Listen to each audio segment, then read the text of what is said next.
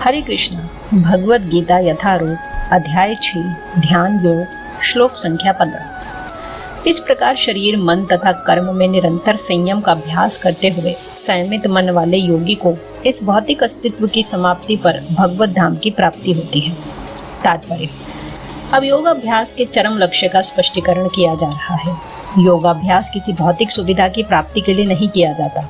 इसका उद्देश्य तो भौतिक संसार से विरक्ति प्राप्त करना है। जो कोई इसके द्वारा स्वास्थ्य लाभ चाहता है या भौतिक सिद्धि प्राप्त करने का इच्छुक होता है, वह भगवत गीता के अनुसार योगी नहीं है। न ही भौतिक अस्तित्व की समाप्ति का अर्थ शून्य में प्रवेश है, क्योंकि यह कपोल कल्पना है। भगवान की सृष्टि में कहीं भी शून्य नहीं है। उल्टे भौतिक अस्तित्व की समाप्ति से मनुष्य भगवत धाम में प्रवेश करता है।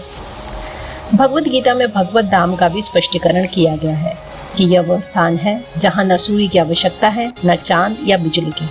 आध्यात्मिक राज्य के सारे लोग उसी प्रकार से स्वतः प्रकाशित हैं, जिस प्रकार सूर्य द्वारा या भौतिक आकाश। वैसे तो भगवत धाम सर्वत्र है, किंतु चिन्मय व्योम तथा उसके लेकिन को ही परम धाम कहा जाता है।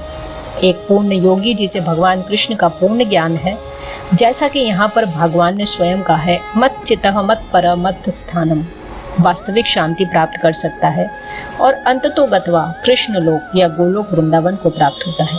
ब्रह्म संहिता में स्पष्ट उल्लेख है, गोलोक एव निव सत्य खिलात्म भूतम। यद्यपि भगवान सदैव अपने धाम में निवास करते हैं, जिसे गोलोक कहते हैं, तो भी वे अपनी परा आध्यात्मिक शक्तियों के कारण सर्वव्यापी ब्रह्म तथा अंतर्यामी परमात्मा है। कोई भी कृष्ण तथा विष्णु रूप में उनके पूर्ण विस्तार को सही जाने बिना वैकुंठ में या भगवान के नित्य धाम गोलोक वृंदावन में प्रवेश नहीं कर सकता। अतः कृष्ण भावना भावित व्यक्ति ही पूर्ण योगी है, क्योंकि उसका मन सदैव कृष्ण के कार्यकलापों में तल्लीन रहता है। स वै मनः कृष्ण पदारविंदे। वेदों में भी हम पाते हैं, तमेव विदितवाति मृत्युमेति। केवल भगवान कृष्ण को जानने पर जन्म तथा मृत्यु के पथ को जीता जा सकता है। दूसरे शब्दों में, योग की पूर्णता संसार से मुक्ति प्राप्त करने में है, इंद्रजाल अथवा व्यायाम के कर्तव्यों द्वारा अबोध जनता को मूर्ख बनाने में नहीं। श्लोक संख्या 16। हे अर्जुन, जो अधिक खाता है या बहुत खाता है, जो अधिक सोता है, जो पर्याप्त नहीं सोता, उसके योगी बनने की कोई संभावना नहीं है। यहाँ पर योगियों के लिए भोजन तथा नींद के नियम की संस्तुति की गई है।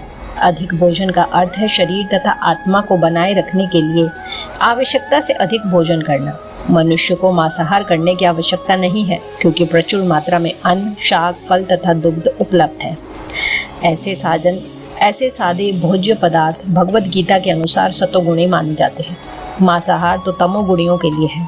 अतः जो लोग मांसाहार करते हैं, मद्यपान करते हैं, धूम्रपान करते हैं और कृष्ण को भोग लगाए बिना भोजन करते हैं, वे पाप कर्मों का भोग करेंगे, क्योंकि वे केवल दूषित वस्तुएं खाते हैं। भुंजते ते त्वघम पापा ये पंचत्यात्म कारणात्। जो व्यक्ति इंद्रिय सुख के लिए खाता है या अपने लिए भोजन बनाता है, किंतु कृष्ण को भोजन अर्पित नहीं करता, वह केवल पाप खाता है। जो पाप खाता है और नियत मात्रा से अधिक भोजन करता है, वह पूर्ण योग का पालन नहीं कर सकता।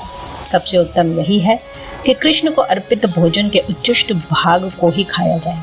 कृष्ण भावना भावित व्यक्ति कभी भी ऐसा भोजन नहीं करता जो इससे पूर्व कृष्ण को अर्पित न किया गया हो। अतः केवल कृष्ण भावना भावित व्यक्ति ही योगाभ्यास में पूर्णता प्राप्त कर सकता है। न ही ऐसा व्यक्ति कभी योग का अभ्यास करता है जो कृत्रिम उपवास की अपनी विधियां निकालकर भोजन नहीं करता है। कृष्ण भावना भावित व्यक्ति शास्त्रों द्वारा अनुमोदित उपवास करता है। न तो वह आवश्यकता से अधिक उपवास रखता है, न ही अधिक खाता है। इस प्रकार वह योगाभ्यास करने के लिए पूर्णतया योग्य है। जो आवश्यकता से अधिक खाता है, वह सोते समय अनेक सपने देखेगा, अतः आवश्यकता से अधिक सोएगा। मनुष्य को प्रतिदिन 6 घंटे से अधिक नहीं सोना चाहिए। जो व्यक्ति 24 घंटे में से 6 घंटों से अधिक सोता है, वह अवश्य ही तमोगुणी है। तमोगुणी व्यक्ति आलसी होता है और अधिक सोता है। ऐसा व्यक्ति योग नहीं साध सकता। इस प्रकार भगवत गीता के अध्याय 6 ध्यान योग के श्लोक संख्या 6.15, 6.16 का भक्ति वेदांत तात्पर्य पूर्ण हुआ। हरे कृष्ण।